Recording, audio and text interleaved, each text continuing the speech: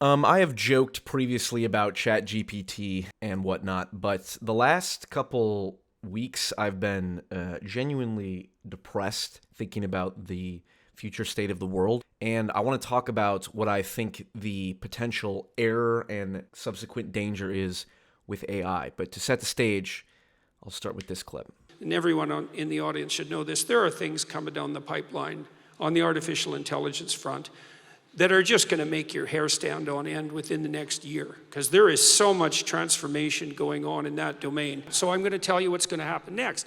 This is going to happen this year, so get ready. Okay, so now we have an AI model that can extract a model of the world from the entire corpus of language. All right, and it's smarter than you, and it's going to be a hell of a lot smarter than you in 2 years. So you can get ready for that too. But the new AI systems will be able to extract out patterns from the world itself, from images and so forth, and then be able to test their linguistic constructions against the world, and so they'll practice just like scientists. And the most advanced models are going to use text and image and action as well, because they'll be able to model human action.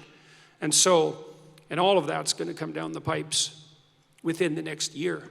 So hang on to your hats, ladies and gentlemen, because what did my friend Jonathan Pajot say? Giants are going to walk the earth once more. So here's what I worry about when it comes to AI, and it has to do with an observation that someone like Elon Musk articulates. The biggest issue I see with so-called AI experts is that they think they know more than they do, and they think they're smarter than they actually are. This tends to plague smart people. They just can't. They define themselves by their intelligence, and they don't like the idea that a machine could be way smarter than them, so they discount the idea, which is fundamentally flawed. That's the wishful thinking situation.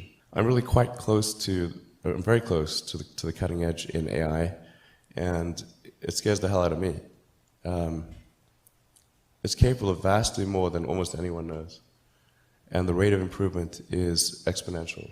Now, on the point of AI engineers thinking that they know more than they do, consider the case of Demis Hassabis, the CEO of DeepMind. DeepMind's AI helped solve the problem of protein folding, which, to put it simply, is a Nobel Prize-winning accomplishment in the field of structural biology. Listen to the following clip from an interview with Hassabis, and pay attention to what his beliefs are concerning intelligence and consciousness. From our understanding of a computer, do you think there's something outside of the capabilities of a computer that is present in our universe? You have a disagreement with Roger Penrose about the nature of consciousness. He thinks that consciousness is more than just a computation. Do you think all of it, the whole shebang, can be a computation? Yeah, I've had many fascinating debates with Sir Roger Penrose. He believes that there's something more, something quantum that is needed to explain consciousness and the brain. I think about what we're doing actually at DeepMind, and what my career is being. We are pushing Turing machines or classical computation to the limits. What are the limits of what classical computing can do? And my betting would be that all of certainly what's going on in our brain can probably be mimicked or approximated on a classical machine, not requiring something metaphysical or quantum. That's one theory of intelligence and consciousness, but compare it to Roger Penrose's theory. Well, I've never seen the argument refuted. I've just talked to people who've never really understood it, as far as I know. But I read it in the following way, that understanding, whatever that word means, is not computational. It's not. So that is what it's not the following of rules. It's something else. So I'm only talking about a very specific part of what consciousness does. And the argument is that if this is something which is not a computational process, then it sort of sheds a question mark on the whole thing.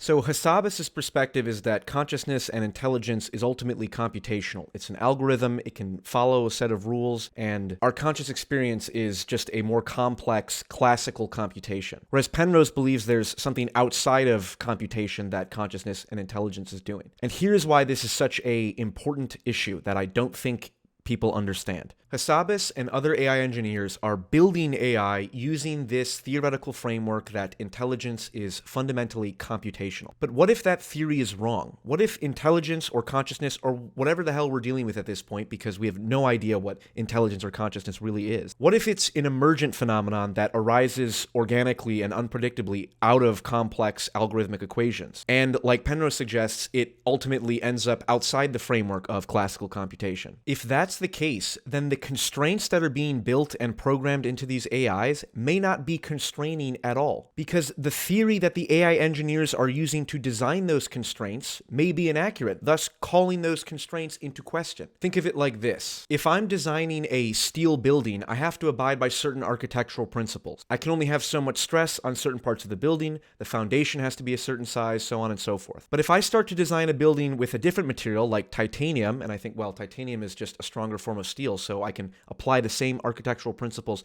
to a titanium building as I would to a steel building, you may end up designing a building that may not work because the architectural principles you were using with one set of parameters doesn't actually apply for the building that you're working on with a completely different material substrate. Now, I'm aware that I know very little on this topic, but I understand it enough to recognize that there is a deep disagreement about the nature of the thing that we are creating at an exponentially increasing rate. And it's for this reason that I agree with people like Elon Musk that this technology needs to be regulated because we might not have the proper conceptual guardrails put into place. I'm not normally an advocate of regulation and oversight. I mean, I think one should generally err on the side of minimizing those things. But this is a case where you have a very serious danger to the public. And therefore, there needs to be a public body that has insight and then oversight on to confirm that everyone is developing AI safely. This is extremely important. I think the danger of AI is much greater than the danger of nuclear warheads by a lot. And nobody would suggest that we allow anyone to just build nuclear warheads if they want. That would be insane. And mark my words, AI is far more dangerous than nukes. Far.